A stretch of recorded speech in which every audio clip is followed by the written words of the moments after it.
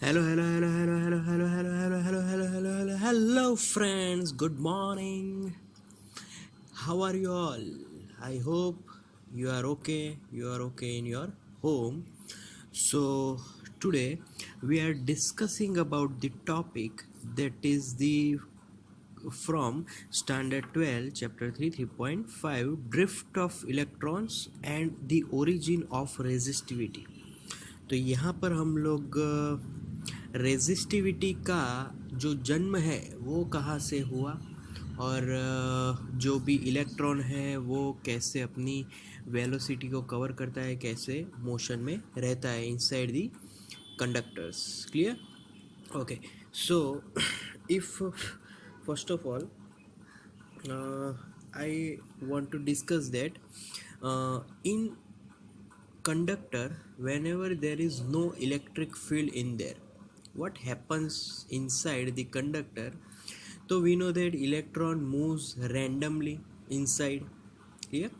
They go anywhere inside the conductor. They collide with other electrons, other particles, as well as the wall of the conductor. तो बहुत सारे collisions होंगे, बहुत सब कुछ, velocity change होगा, स्पीड चेंज होगा, बहुत कुछ होता है इलेक्ट्रॉन के साथ. तो अगर कंडक्टर है उसको हमने एक्सटर्नली इलेक्ट्रिक फील्ड नहीं दिया, अगर एक्सटर्नल इलेक्ट्रिक फील्ड नहीं है फिर भी इलेक्ट्रॉन तो मूव करेगा, वी नो दैट. तो विदाउट एक्सटर्नल इलेक्ट्रिक फील्ड जो इलेक्ट्रॉन्स है, सपोज कि हम लोग एक पर्टिकुलर डायरेक्शन को पकड़ लें, तो एक पर्टिकुलर डायरेक्शन के हिसाब से जो एरिया वेक्टर होगा, तो एरिया वेक्टर में जितने इलेक्ट्रॉन्स राइट हैंड साइड जाएंगे उतनी ही number of electrons left hand side जाएंगे. मतलब कि sum of total velocities of electrons will be zero. Is for example, if total number of electrons passing through cross sections, the number of electron passing through one cross section, that number is for example capital A. N number of electrons are there. Clear? Okay. Now ith number electron velocity, that is vi. Here I can say vector vi. Okay. So now here I can write that the average of velocity is 1 upon n sigma vi. Here vector vi, I have to say what is I is equal to 1 to up to n. There are n number of electrons are there. Here I have to write capital N, capital N. So n number of electrons are there, but when there is no electric field, then this velocity vector becomes zero. Clear? So यहाँ पर वो zero हो जाएगा क्योंकि कुछ हमने externally दिया ही नहीं है. अगर एक्सटर्नली कुछ नहीं हो दिया है तो कंडक्टर में कुछ नहीं होगा, इलेक्ट्रॉन्स मूव करते रहेंगे, बट रैंडमली ऐसे मूव करेंगे कि जो नेट चार्ज है, नेट करंट है, that will be zero. Clear? Okay. Now we are moving on to the velocity. Okay. Now अगर मैं एक डायग्राम ड्रॉ करूँ, वो डायग्राम दोनों इफेक्ट्स को डिनोट करेगा. कौन सी दोनों इफेक्ट को? तो पहले तो when there is no electric field and when there is electric field. Clear? So suppose कि मैं एक यहाँ पर ड्राइंग कर रहा हूँ. सपोज़ कि इलेक्ट्रॉन वो जो कि है यहाँ से स्टार्ट हो रहा है, फिर यहाँ पे जाया, फिर आगे गया, फिर यहाँ से इस साइड गया, फिर यहाँ से इस साइड गया, और फिर लास्ट में यहाँ पर पहुँचा. क्लियर? तो ए से उसने अपनी जो वेलोसिटी है वो स्टार्ट की, फिर आगे जाके आगे की यहाँ से सब जगह पे मैंने डायरेक्शंस डिनोट कर दिए. क्लियर. तो वो लास्ट में कहाँ पर जाकर रुका, बी पे जाके रुका. क्लियर. अब now if I apply electric field towards right hand side, यहाँ पर मैंने इलेक्ट्रिक फील्ड दे दी है वेक्टरी towards right hand side. So what happens to that particular electron, मतलब कि उसमें क्या चेंजेस आएगा. So we know that whenever we give electric field, electron feels force opposite to that electric field. So अब क्या होगा कि suppose के वो लेफ्ट हैंड साइड जा रहा था, तो उसकी जो इलेक्ट्रॉन है उस पर जो फोर्स लगेगी वो अपोजिट डायरेक्शन में लगेगी. तो इलेक्ट्रॉन की अब मैं नई जो उसकी ड्राइंग है वो ड्रॉ कर रहा हूँ. अब ये जो डॉटेड लाइन से मैं जो ड्रॉ कर रहा हूँ that is the electron motion की ड्राइंग अब मैं ड्रॉ कर रहा हूँ. Clear. So it is now like this here, then it is like this, and then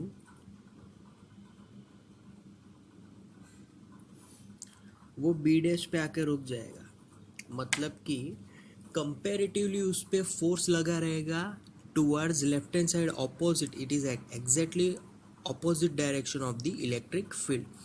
सो उस पर फोर्स कहाँ पे लगा रहेगा, वो लेफ्ट हैंड साइड लगा रहेगा. Clear.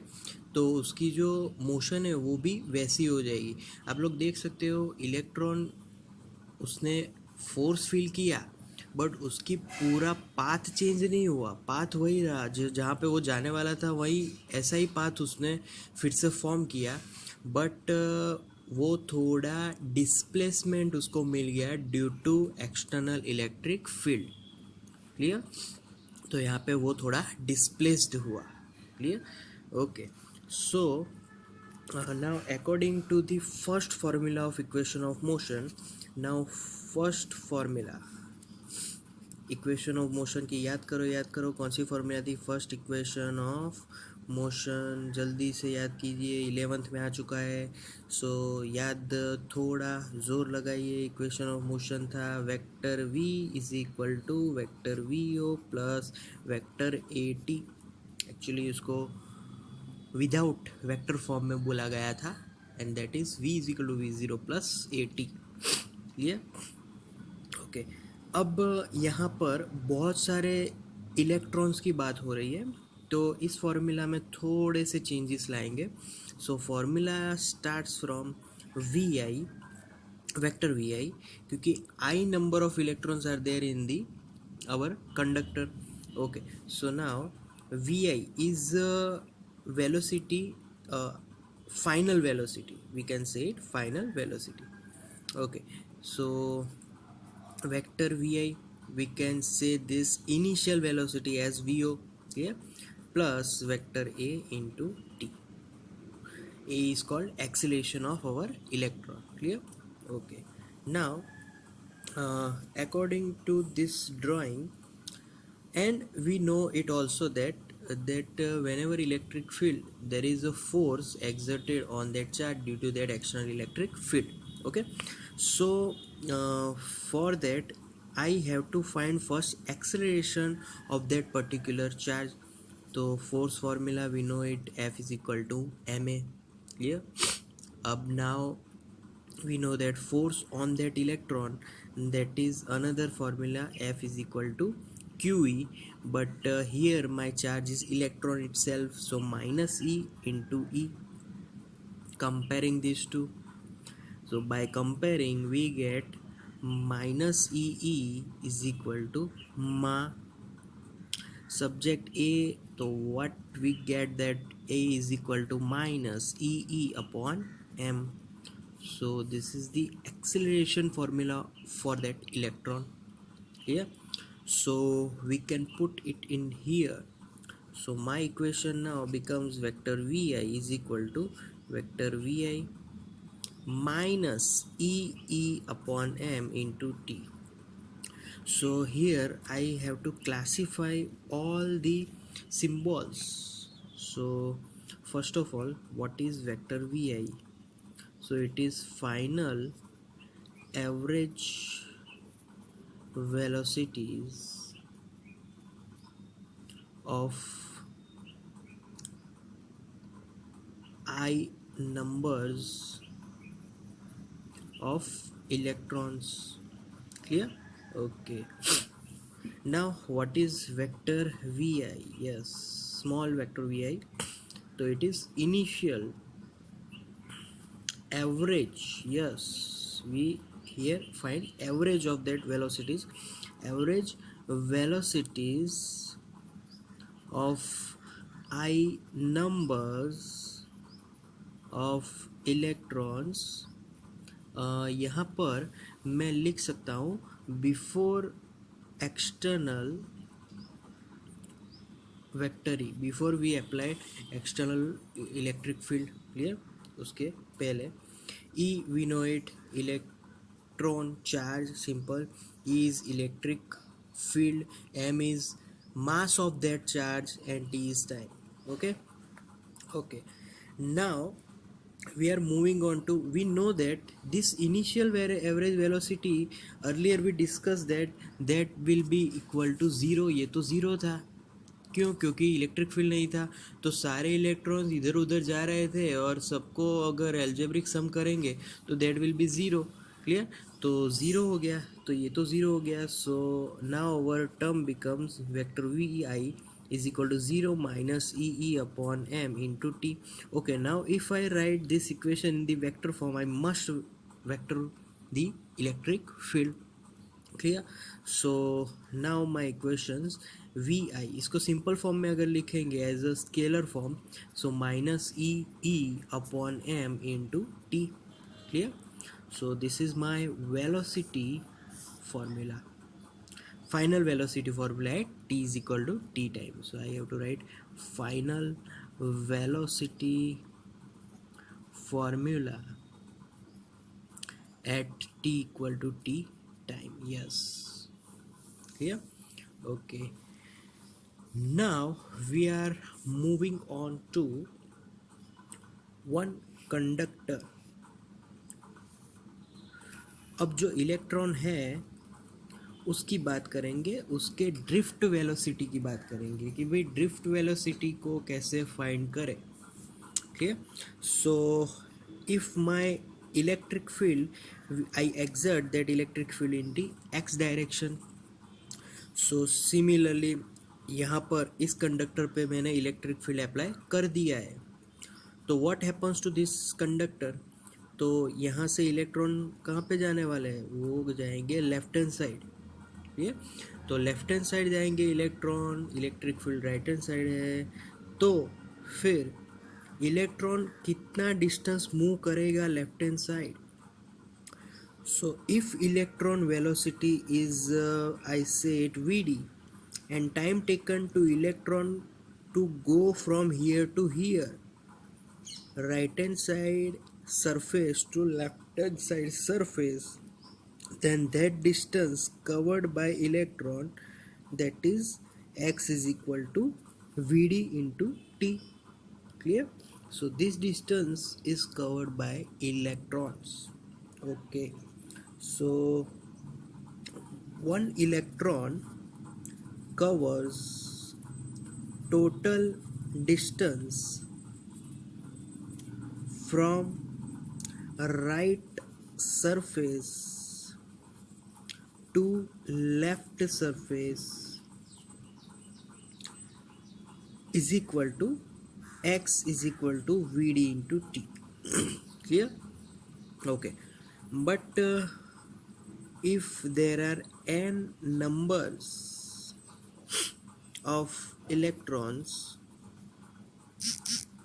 in particular unit length,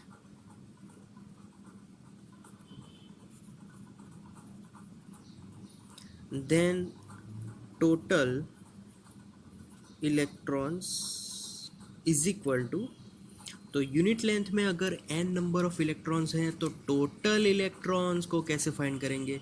simple n into V D into T, N into distance कर दो तो टोटल नंबर मिल जाएंगे कि भाई पूरे एक सिलेंडर में कितने इलेक्ट्रॉन जा रहे थे.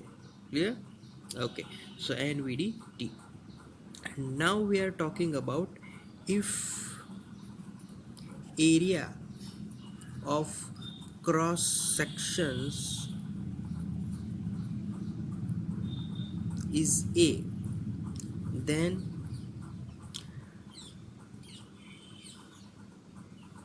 electrons is equal to NAVD into T. सो यहाँ पर मुझे यूनिट लेंथ की जगह पे यहाँ पर मुझे एक वर्ड यूज़ करना पड़ेगा, यूनिट वॉल्यूम. यस. तो यूनिट वॉल्यूम में ये डिस्टेंस हो गया, distance into area will be unit volume. तो ये पूरे कंडक्टर्स के नंबर्स ऑफ इलेक्ट्रॉन्स है, इलेक्ट्रॉन्स नंबर्स. यस, यहाँ पर नंबर्स लिखना पड़ेगा. Yeah, so this is the total numbers of electrons. Clear? Okay. Now अब बारी आती है total charge moving inside conductors. तो we know that conductors moving charges are always electrons, क्योंकि इलेक्ट्रॉन्स ही मूव कर सकते हैं. पॉजिटिव डजंट मूव, पॉजिटिव कभी भी मूव करने वाले नहीं है. सो टोटल चार्ज, अगर इलेक्ट्रॉन की बात कर रहे हैं तो electron into total number of charge, total number of electrons लिख लो. ये इलेक्ट्रॉन की वैल्यू है, तो value into number of electrons वो ऐड कर दे. अब नंबर ऑफ इलेक्ट्रॉन्स कितने हैं, तो यहाँ पे हमने वही फाइंड किया है, NAVD इंटू टी. तो this is called total charge moving inside conductors. Clear? So this is the formula. Okay. Now total charge को कैसे लिखते हैं हम लोग? Q से लिखते हैं ना. तो Q is equal to -E/NAVD into T. Okay. Okay. Now charge का दूसरा एक फॉर्मूला था in the form of electric current. तो electric current, so that is IT. क्यों IT? ये फॉर्मूला तो हमें पता ही है. तो IT is equal to, okay, now we are talking about only value, that's why I take modulus. So by mod value our this gives plus ENAVDT. हम लोग माइनस लिख सकते हैं, but here we are talking about only value. So this formula, so T will be cancelled out. So now we left with the formula, that is I is equal to NAVDE. So I is equal to, अगर उसको याद रखना है कि भाई current को drift velocity के form में क्या लिखेंगे, सो दैट इज नेवड़ा. क्या? I इज इक्वल टू नेवड़ा. क्या क्या क्या? I इज इक्वल टू नेवड़ा. Clear? Okay. So this is the ith formula. Okay. Now ये फॉर्मूला को मुझे करंट डेंसिटी की फॉर्म, देखो सभी में हम लोग फॉर्मूला को घुमा के दूसरे फॉर्म में ला रहे हैं, तो बस घुमाते ही रहना है फॉर्मूलाज को. तो आई की फॉर्मूला को अगर मैं करंट डेंसिटी के फॉर्मूला के हिसाब से लिखूँ तो it is J into A. I जा, आई इज इक्वल टू जा. So I is equal to जा. So this is I, so I can write नेवड़ा. Clear? So A will be cancelled out. So my new current electricity formula, that is NEVD. So this is my new current electricity formula. Clear? Okay. Now further, so guys अभी देखो J is equal to NEVD formula हम लोग उस तक तो पहुंच गए. अब earlier I discuss about the formula, that is Vi is equal to minus EE upon m into T. ये फॉर्मूला भी हम लाए, क्लियर। तो इस फॉर्मूला में V D is our drift velocity. Similarly ये हमारी ड्रिफ्ट वेलोसिटी है, ये इलेक्ट्रॉन की ही बात कर रहे हैं। ये वेलोसिटी जो है that is the velocity formula for electron. So this is nothing but our V D. तो माइनस को हटा दो, सिर्फ वैल्यू चाहिए हमें, और फिर यहाँ पर रख दो। तो our J will be, J is equal to N E, V D को रख दो तो E upon M into T आ जाएगा, ठीक है। So formula new formation is N E square E upon M into T. Okay, clear? Okay, now we are moving on to now another formula, and that is now sigma formula. Okay, so J की formula उसको sigma की formula में convert करेंगे, रो भी find कर सकते हैं क्योंकि J की फॉर्मूला में दोनों फॉर्मूलाज इंक्लूडेड है, क्लियर। तो दोनों फार्मूला को कन्वर्ट करते हैं। तो first of all J, what is J? J is equal to sigma E, तो यहाँ पर रख लो ना, sigma into E is equal to now again n square e upon m into t, clear? So e will be cancelled out, so our sigma is equal to n e square t upon m, clear? तो ये एक formula हो गई sigma. What is sigma? Sigma is conductivity, तो ये conductivity formula हो गई। और अब मुझे लिखनी है रेजिस्टिविटी की फॉर्मूला, वो मैं यहाँ पर बॉक्स बना के लिखने वाला हूँ। And resistivity formula is rho, and rho is reciprocal of conductivity, so I have to write reciprocal of this formula, and that is N square into T, M upon N square into T, clear. एक बार सभी term revive कर लेते हैं कि कौन से term क्या है। So what is rho? Rho is electrical resistivity, m is yes mass of electrons, clear? Okay, now यहाँ पर बात करेंगे yes n. What is n? n is number of electrons per unit volume, e charge of one electron की value, and t so time taken to reach electron from one end to the other end, clear? So thank you for guys listening till the end. Thank you very much. That's all for today. Thank you.